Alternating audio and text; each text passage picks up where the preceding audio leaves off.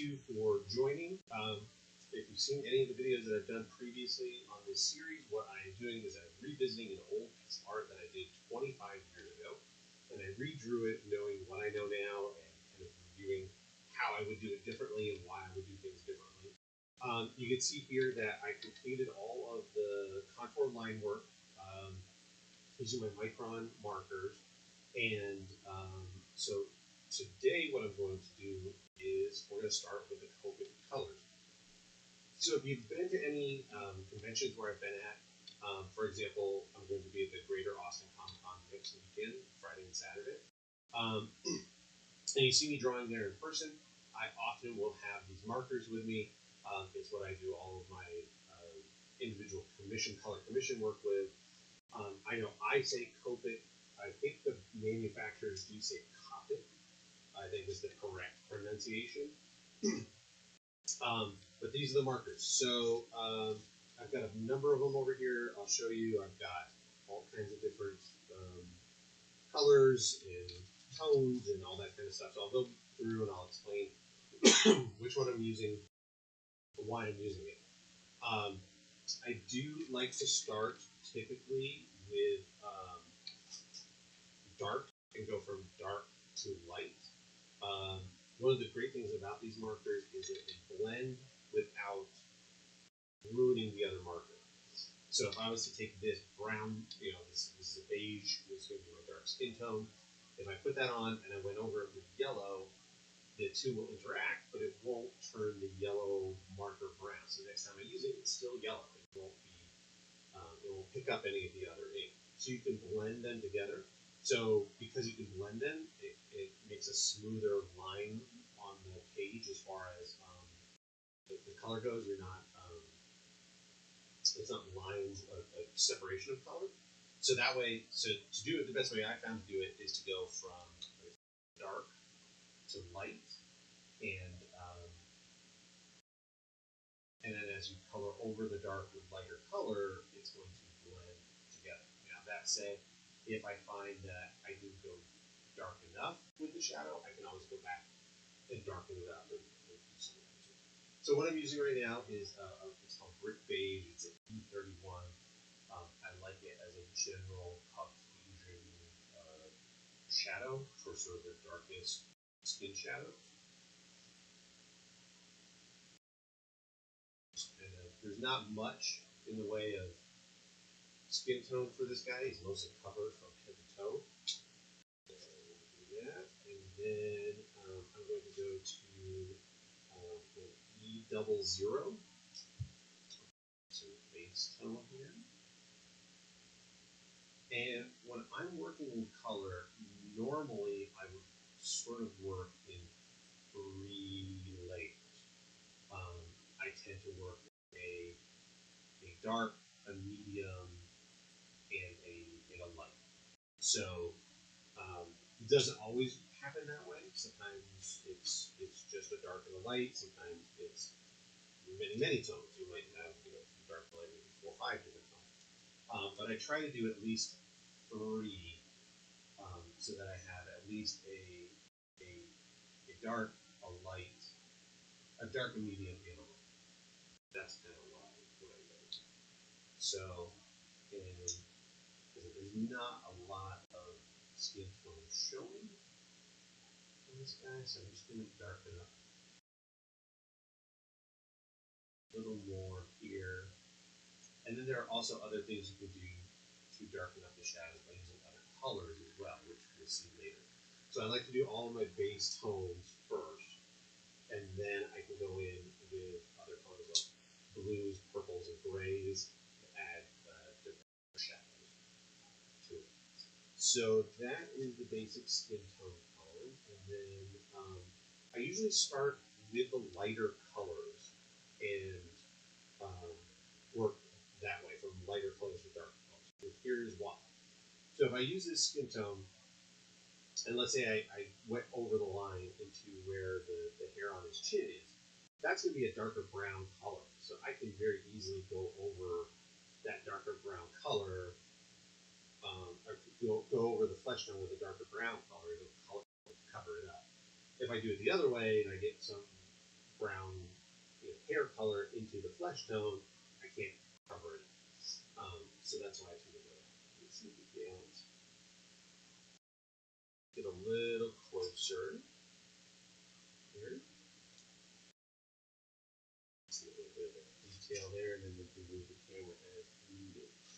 Oh, the other thing I like to do a lot is I like to do this. So you can see here, this is a character sketch piece that I did for something else, but I like to do these little color tests. And the beauty of that is sometimes with the Copic markers, they have names and numbers. So, for example, right, I've got one here that's E15 that says dark suntan, and then I have one that says E37, which is a sepia tone. Which one's actually darker? So, by looking at the colors, you would say, well, that one should be darker, and that one should be a lot lighter, but sometimes that's not the case. So before I go and apply a color, I just, unless I'm very, very confident with it, I like to kind of check and make sure I know which one is sort of my light and my dark.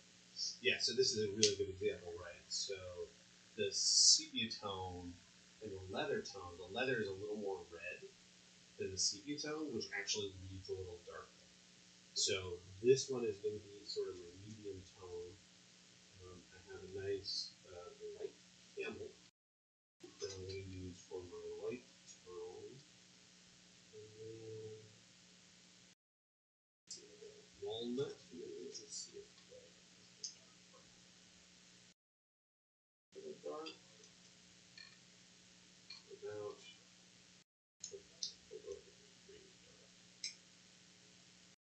no, it was almost more gray. One last try here. There we go. So burnt umber. So I'm going to go burnt umber. So here's my three. My light, my medium, and my dark. So start with dark. Again, there's not much here, so this is very, very little as far as tones go. You'll see a lot more in the body of the suit, the metal, stuff like that. There's just not a lot of color here to apply. Small here.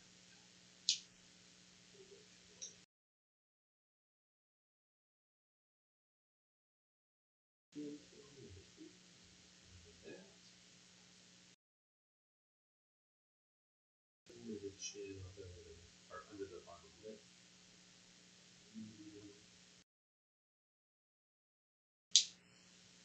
This highlight tone here. So it's pretty, right? It's pretty subtle as far as the color goes. Is it needed? No. Most people aren't going to notice that there's basically a little highlight on his chin, but it's one of those things that I notice, and so I take the time to do it. It doesn't take a ton of time. Okay, so the next thing I'm going to do is some of this metal work that's on him, this helmet, the sides, and some of these tubes. Now, in the original, I made everything kind of a shiny silver. I think I'm going to stick with that. So I have some options, and this is one of the very cool things about Copic markers is their grays. So let me grab a couple of examples for you.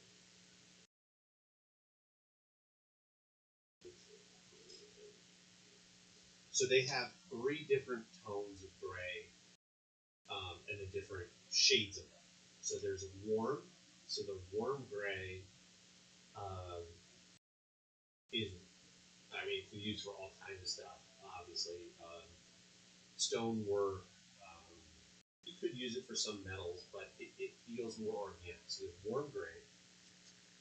There's neutral gray. So here's a neutral gray, which is just kind of a straight gray. And then there's a cool gray. So this reads as more the blue range.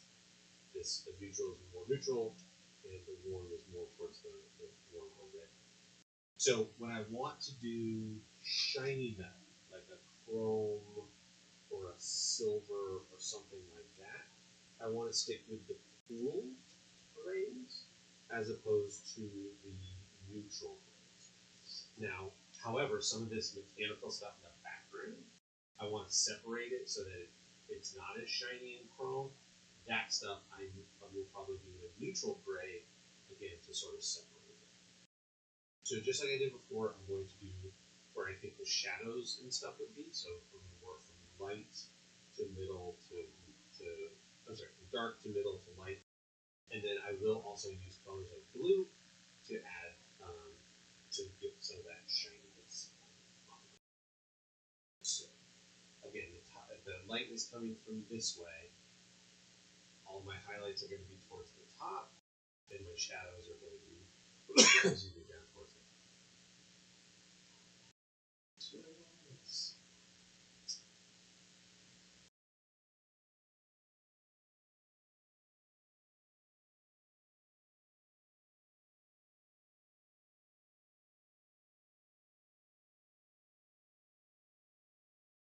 here's the there.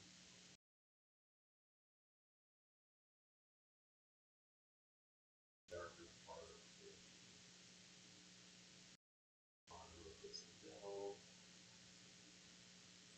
Not much. That's one of the things about sort of chrome metal. It's going to most of it's going to look fairly white. You want to leave a pretty healthy dose of white. And with these, because it has segments, I'm going to do a little shadow under the segments. Now, as we start to cross, the light's coming down, so as the underside of the light, there'll be some more shadow. There it goes. Let's see what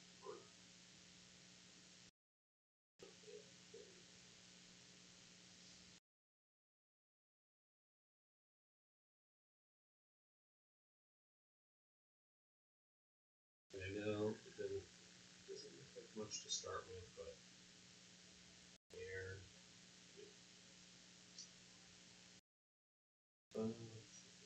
Middle. Here. The light's coming down, so essentially this would be, like his abs. So a little bit of sort of there.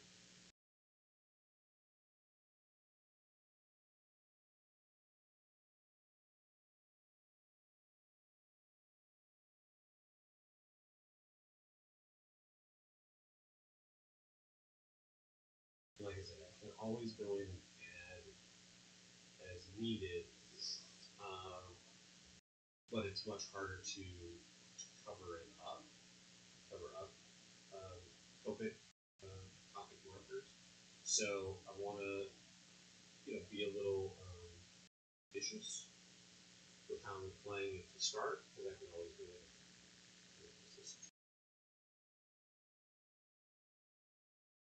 But like I said, especially with the metal here, there's going to be a lot. There's a lot of white area that's in that.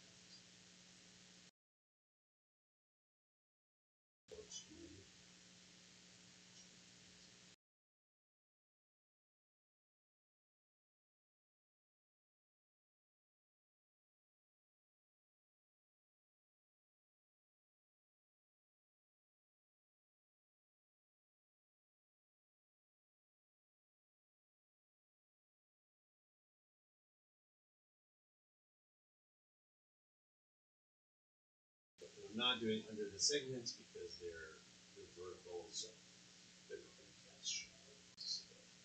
So I'll come back to the twos, but for now I'm going to focus on the metal for him. So now I'm going to go to the next one, which is the C3.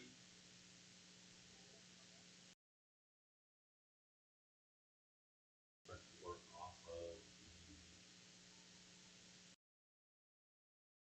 the shadow.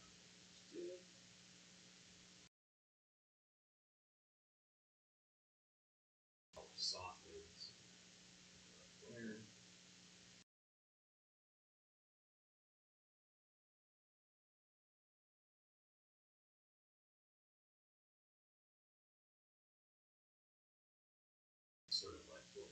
it in your shoulder, get the muscle in the collarbone here. So.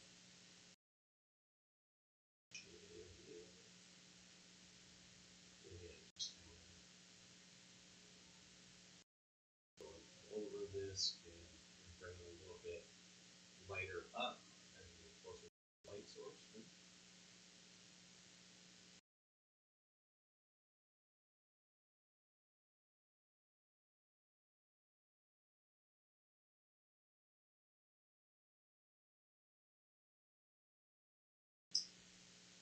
So one of the things, if you have not used, oh, the audio is very low. Oh, shoot. Thank you. I forgot. Hopefully this will help the audio. Thank you very much for letting me know. I apologize for that. Wasn't thinking. The audio's through the headset. So it was picking it up. It was just picking it up from over there. So if you have, if you've used Copic or Copic markers before, you would know this. They're refillable, which is one of the real benefits to these markers, because when you go and buy markers at an art supply store, it can be very expensive, especially depending on the kinds you get. And actually, these markers themselves are fairly expensive to get at the start. But the beauty is you can refill them. So you can purchase the refill ink, the tip, either the brush tip. I fill them from the other side. There's this hard chisel tip. It comes out, and then you can just squeeze more ink into the pen, and it becomes a much more cost-effective product to use. So that's one of the things as you go. So sort of you can build your color marker library as you go, and add to it over time without spending as much money as if you had to do the whole thing at once, which can be a little overwhelming for sure. So now I'm using the C1. This is really very, very, very light. And the other thing about the Copics, for the most part, is as you apply them, they will lighten. So it goes on, because it's wet, right? It goes on a little darker, and the color will slightly lighten as you go. So just, again, something to take into consideration when you're picking your color. If it seems like, boy, that's awfully dark, just realize it will lighten up a little bit as it dries. Now, there's some colors that are really dark. I'm using, the darkest thing I'm using here is C5. I think there's at least a C8, which is really, really dark. So just something to take into consideration. But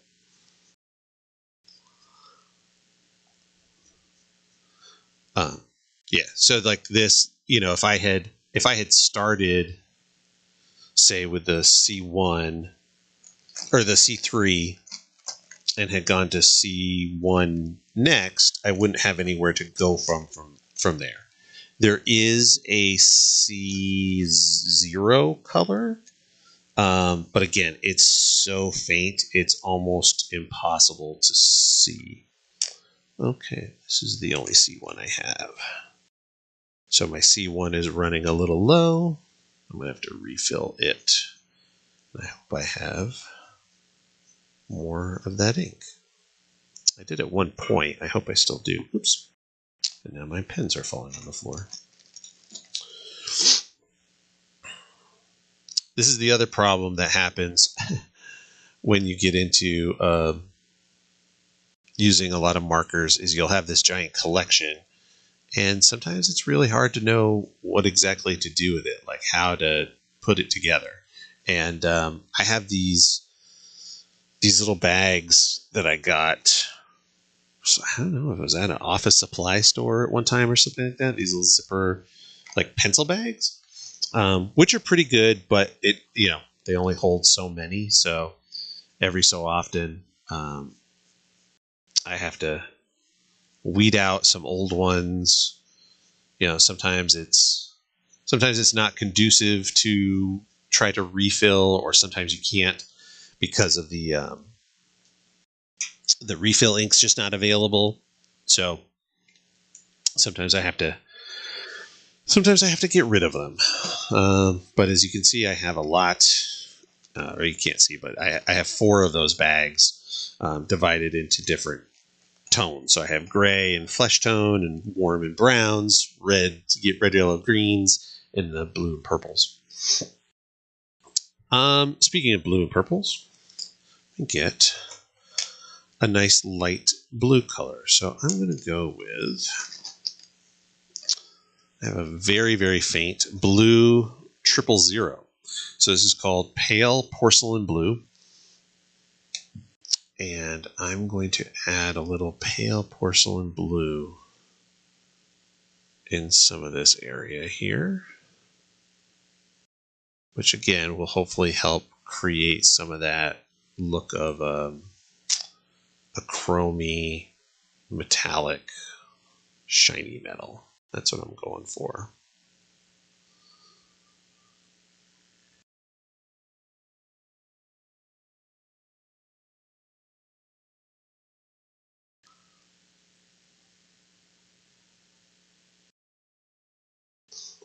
The other thing that I probably will end up doing, that you certainly can do, is using whiteout afterwards. So I have a few different pens, white pens that I like to use, as well as like a whiteout ink, and so I could go through after I'm all done and re-add even more sort of highlights back to this metal area. Kind of do that. Yeah, there we go.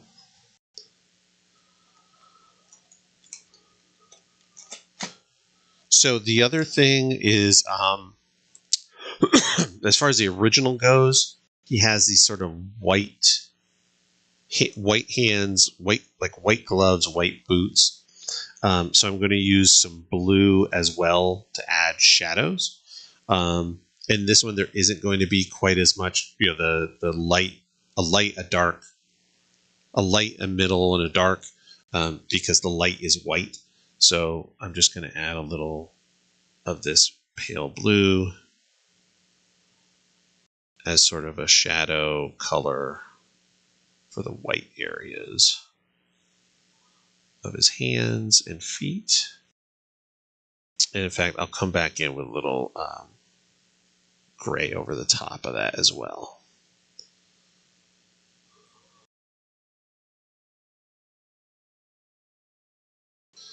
And so the whole time I'm just sort of thinking about where's the light coming from. If it's coming from the top, then I want, obviously, my shadows, my shading to be the opposite of that, right? So these cuffs around his feet are going to cast a shadow onto his feet.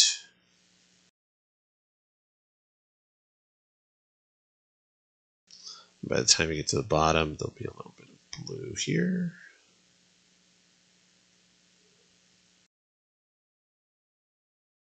And then I'll go back to that C1, that very light gray. I can go over and combine the two so that get that feeling of shadow on something white, which is not always the easiest effect to pull off. You don't necessarily want to do a real heavy black shadow, because the white object is going to typically be one of your lightest elements when light does hit it. So do it that way. Oh, I forgot. Do the shadow. So this triangle in the center, diamond in the center, is also white. So I'm going to do a light blue underneath bottom of his sternum there, and where the rib cage would cut in. So actually this will all be blue. And like I did with that, we'll go over it with a little gray.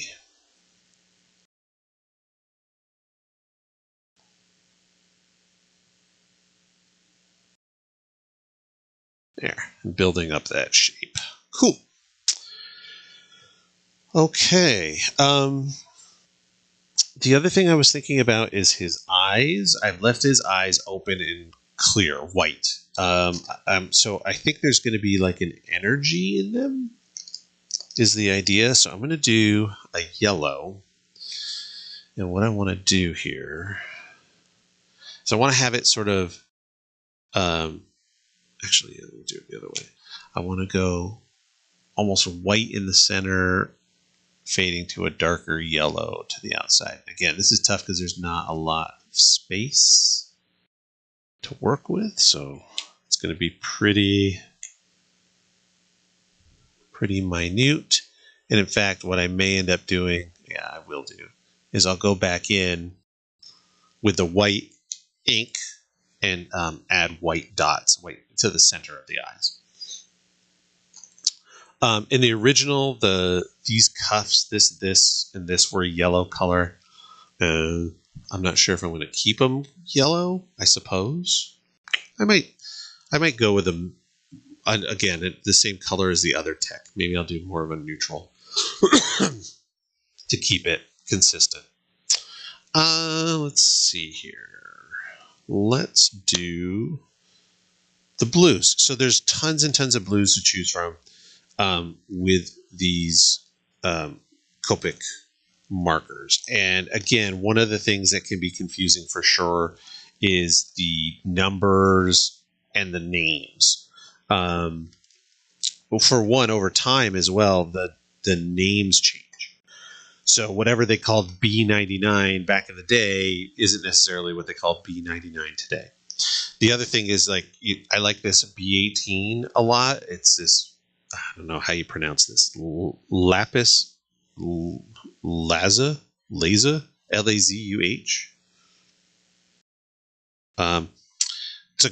It's a really nice sort of royal blue medium color. Let me put some on here and I'll show you.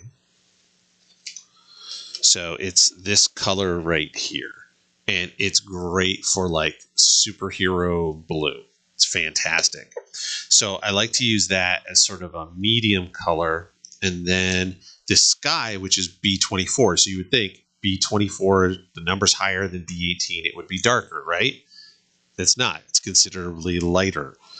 So I like to use that as my highlight blue. And then I have this B99, which is a darker, obviously much darker, almost a really dark grayish blue. So I'm going to use that as my shadow color. And again, you're going to use it relatively sparingly. There's going to be a lot of light coming down from the top of this guy. So most of it is going to be in these other two colors. But around where the shadows are, which I've blocked out, right? So those are areas where I definitely want to have some darker blues.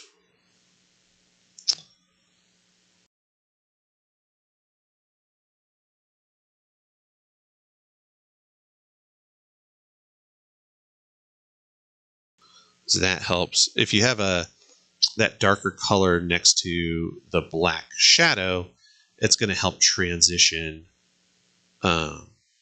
between the two. Oops. So that your black shadow doesn't just bleed into this really bright blue superhero color. It gives it a little transition there. And again, just thinking about if the light's coming from above, then where's it going to hit? Where the shadow is going to be mostly, and getting some of this dark blue in there.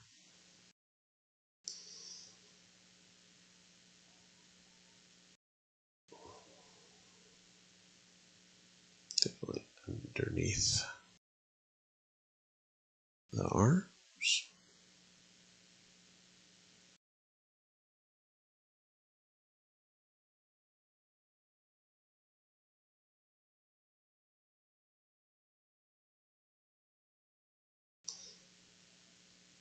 And as I said, it looks really dark at first, to the point where it looks like it's so dark it covers up the black line work. But as it starts to dry on the paper, it does lighten up, and you can start to see that again. So just be aware that will happen as you're using these markers. They can often start what appears to be really dark, and then lighten up for you.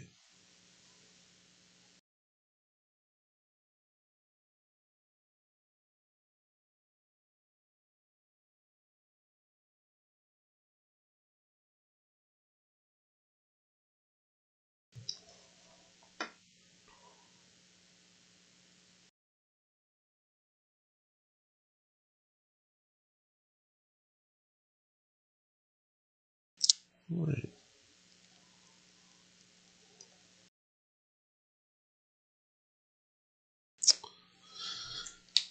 So now I'm going to go to this again. This is the B18. This is sort of my go-to superhero blue. I really like this color a lot.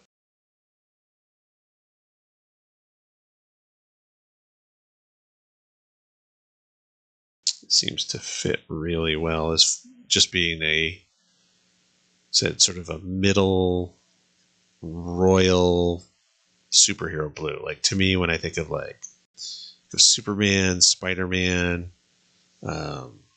Captain America, that's the kind of blue that I'm looking for most of the time.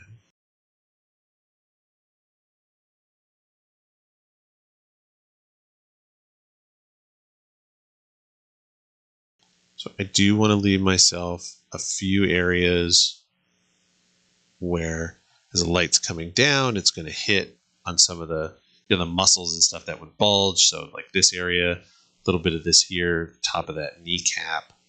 I want some of that stuff because those would be the real highlight areas. So I want to make sure that's the case. Leave some of those for that sky blue that I'm going to use as my highlight.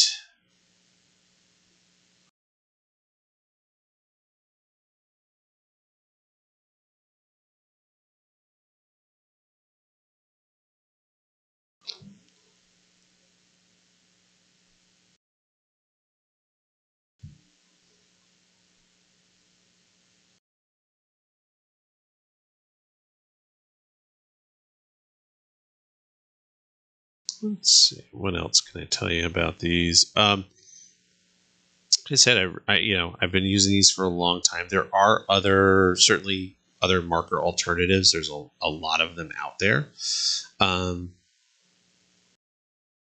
think because of the cost, these have sometimes been a little bit tough for people to get into. So I think there are some more affordable alternatives to the Copic or Copic markers. But again, for me personally, what I get out of them, as far as the being able to blend colors, the refillability of the marker, all that kind of stuff, really does lend itself to be worth the investment.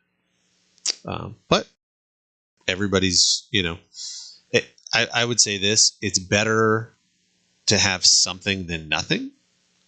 And in fact, when I started out, so I had seen some people using them, and early on they were just using the grays. They were doing, when you saw sketches at conventions and stuff, it tended to just be grayscale. So people would do the sketch and they would just add a little bit of like gray shadow, essentially to the pencil almost, or the ink drawing. And I was like, oh, that's really cool. It adds a nice little extra something to a convention sketch. It's not paint. It's not watercolor. It's messy. You have to bring around. They're markers. They don't stink. They don't have that really bad alcohol smell. So it's not a big deal if you bring them to a convention where you're going to be sitting there working with them all day. Health-wise, it's not a problem. So I was like, oh yeah, these seem pretty cool. I'm gonna give these a try, and I did, and I started just like that. I started getting like little. They have not kits isn't the right word, but they have packages that come in like sets of 3 or 5, something like that. So you could start with like the cool grays. So you're going to start with like cool gray, 135. And I found that was a good way to start. And then I got, I go from the cool gray. I was like, oh, okay, I've got those now. There's others. There's these warm grays, and you can use these warm grays almost like flesh tone and stuff like that on a black and white drawing. So let me get some of those. So then I started, I invested in a few of the warm tones. Then from there you start going, well, I want to add some pops of color. So what are some of the kind of color pops that we tend to add a lot? Red. Red's a big one. Whether it's, characters who wears lipstick, maybe their lips or their red hair or blood or costume elements or whatever. Red is something that we definitely add a lot to in our drawings, in our superhero stuff, comic book stuff. So so you start to get some reds, and then you realize like, oh, there isn't just red. There's strong red and light red and dark red, and lots of tones of that. So you start getting into some of those, and then it just expands from there. So the other thing that's helped is once I started doing sketches, people saw what I was doing at a convention with color, and they were like, "Oh, okay, can I get that in a commission?" And once you have that in a commission, somebody is paying for a color piece. Typically, you could charge a little more for that, and you can use some of that money to invest in the markers you need. So I've done that where I've taken a Green Lantern commission, for example, and I knew because of the colors and so much green in Green Lantern, that gave me the opportunity and the excuse to go and invest in a number of green Copics. So I did that for a while. So I expanded my green palette. So that's how I've done it. And then again, once you have the pen, the marker, the actual in your hand, you can go online, you can order the refills, and then you can just keep going forever. You can even reorder the tips. So this brush tip, if it starts to get worn out, or the other one, the chisel tip, if that starts to be a problem for you, you can order new ones and replace them. I've had to do that on a couple of things in the past, and it's really easy. You just take your hands and you just pop them right out and put in the new ones, and you're off to the races. So really versatile, good investment for your money, though it is an investment to start with for sure.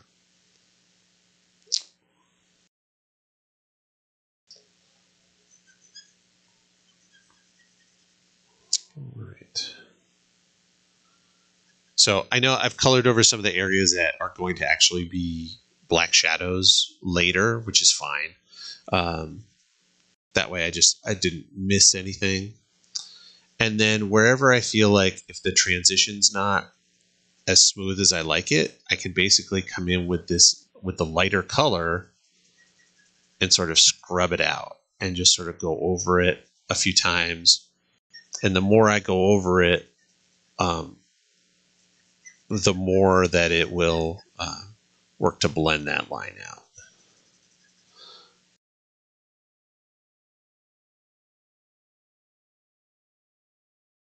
Oops. Shoot, that's all right. I can fix that later. And then like here, this needs to be, I needed that middle transition. I went from dark to light. A little bit of that there.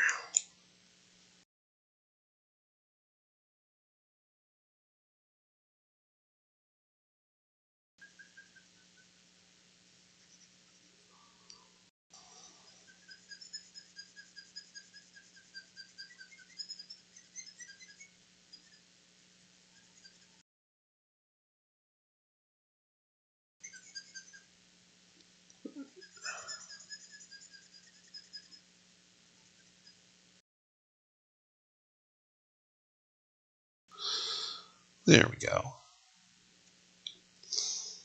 Okay, so now at this point, he's pretty much done as far as color goes. The rest is all of the other elements here that are going in. A lot more metal, some colors in the wires and things like that. So we're gonna keep going here. So I'm gonna go for about another 20 minutes, and then I'll wrap it up and probably be one more video away from finishing it. So one of the things that I did, which like immediately after I did it, I went, oh, I shouldn't have done it. So this thing here, which is supposed to be like a wireframe version of him, and the computer's doing some sort of diagnostic type thing. So I drew it with green microns, and I drew all the things. And so now, in theory, what I would do is I come in and I could fill in all the little squares, all the area in black, and it looks like it's just a green line. Well, what I realized after, which I should have done, which basically was what I'm going to do now, is I could have just colored in the whole figure with a Copic, and gone over it with black ink and just drawn in the little squares after the fact. Would have been an easier solution. So sometimes that happens. I know for me, like sometimes I can be sort of frozen when I'm not sure. I have a problem and I don't know what the solution is. So, I have a drawing and I've got let's say a comic book page, and the way the description of the page goes, I don't know how to do it. I don't know how to show the angle. I don't know how to draw this thing. How am I going to do it? And sometimes I'll be just sort of frozen, and it'll take me forever to do it. And then other times, what'll happen is I'll come up with what I think is the best idea at the time. And then hopefully before I get too far into, inking it and finalizing it, I'll actually figure it out and go, oh, no, this is a better way of doing it. I don't have to kill myself drawing, whatever, cities or crazy buildings, or, whatever it calls for. Oh yeah, there's an easier way to do that. So sometimes you just need to, you can sit and think about it, but again, you can sort of, for me, I can reach paralysis by analysis, and then nothing's getting done. So sometimes the best thing for me to do is just sit down at the board and start trying to figure it out on paper, and sometimes I'll come up with a better solution. And other times I've had to scrap a whole page, which, you know what? If you have to scrap a whole page, scrap the page. It's okay. It's worth it. It's better to start over and get it right than it is to do it half wrong and then go, the heck with it, and just keep going. I've had to start over numerous pages. And again, in the end, usually what I went to in terms of my second or third choice was the right choice or a better choice. So that is sometimes how it goes. So I'm just going to move this down a smidgen. I want to make sure I'm not missing, because I'm going to do the shading on these metal tubes here. So again, I'm back to the cool grays, because these are going to be kind of a silvery, much like the way I did the metal on him. Now, the other thing to remember is all of this color, I'm going to go back and add more ink lines on top of this. So there will be shine and lines to define some of this stuff. So it looks very kind of soft right now. Again, just bear in mind, this is far from the finished product, and that's really when those final lines start coming in with the the outline, the border, the rendering, all that stuff, it really kind of will help bring it all together. But the reason I do the color over the top first is, again, because if I make a mistake and, color something way outside of the lines, all the background is going to be black. It's going to be color. It's going to be covered up. He's going to have an outline around him. So if the marker bleeds out a little bit, I'm going to add a darker border around him. It's not a big deal. So all that stuff gets fixed later. Whereas if I did all the border work and all the rendering ahead of time, then I can't use that as a method of cleaning up any of the colors later. So that's why I do it that way.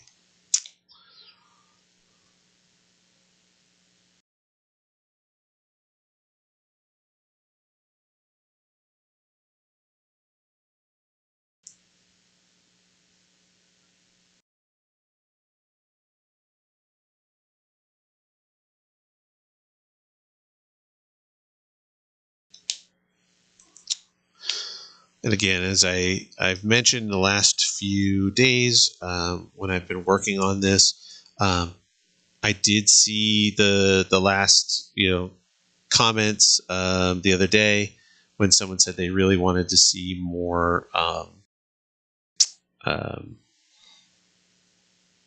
more videos, tutorials about actually making comics, making comic pages. And I know that's one of the videos I have that goes through my process, is far and away the most viewed video I have. And so I hear what you're saying, and that's what I'm going to be doing next. After this piece is done, that's what I'm going to be getting back to, is doing a tutorial as I work through the next page of my new comic called The Just. The Just, again, if you're new to my channel, The Just is a comic that I'm working on that we're very excited to get launched soon.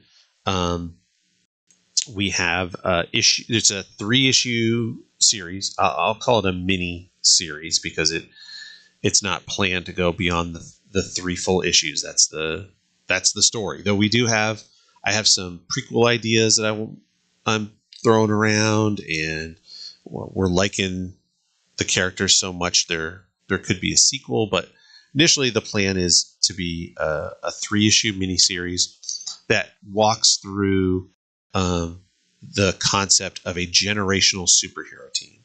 So you've got these original heroes from back in the day, and they have sidekicks.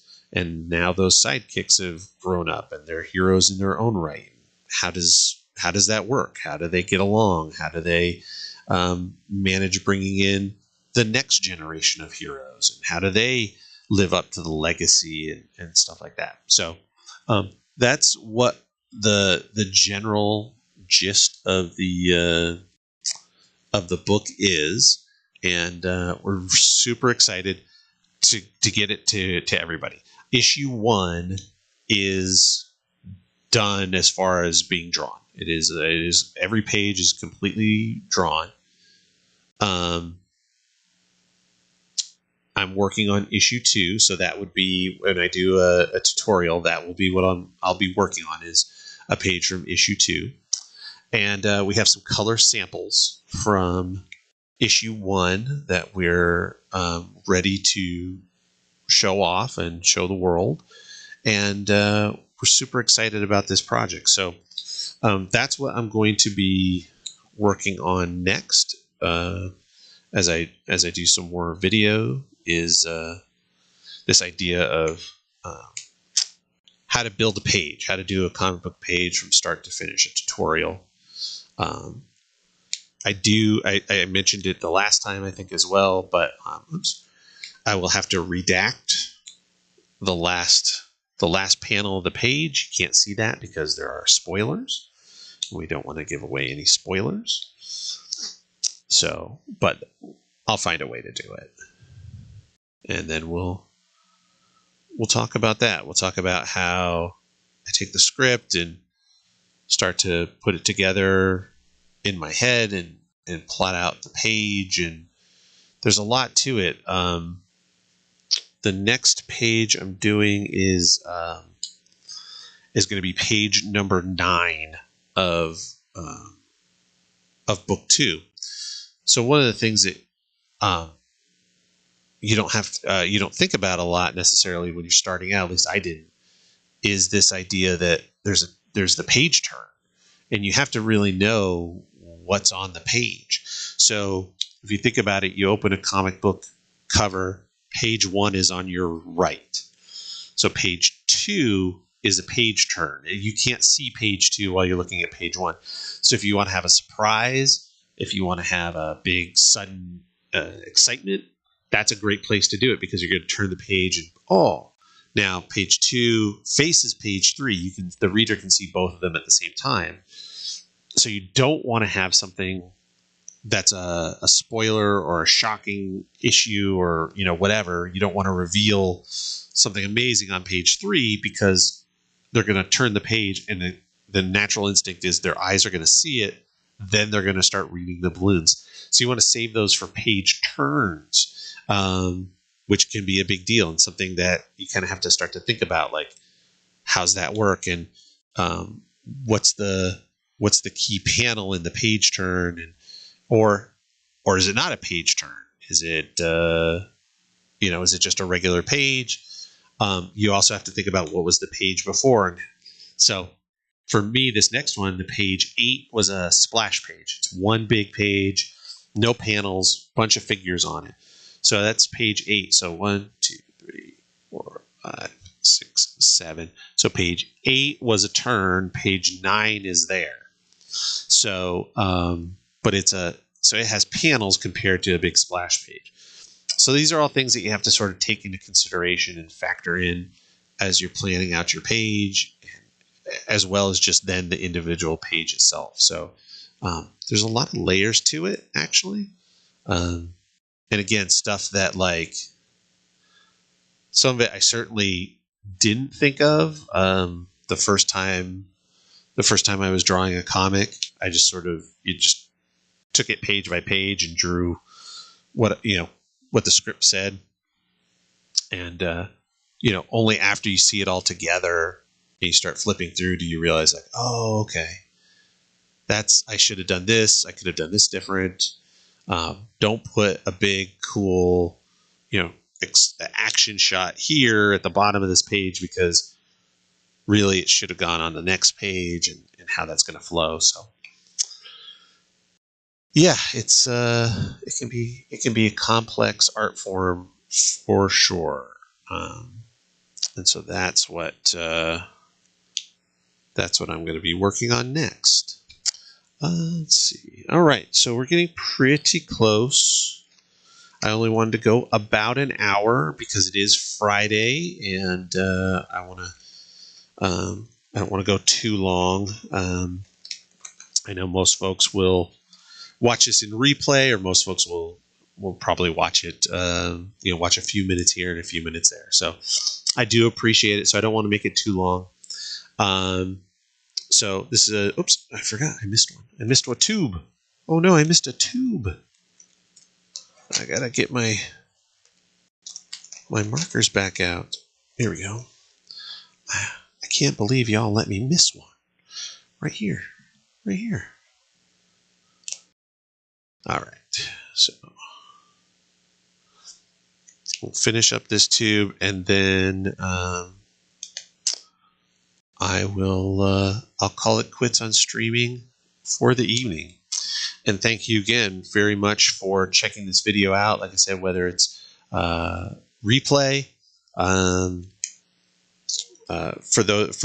had Nikki Hammonds did mention about the audio. Thank you for helping me out. I appreciate it. If anybody did watch, thank you so much.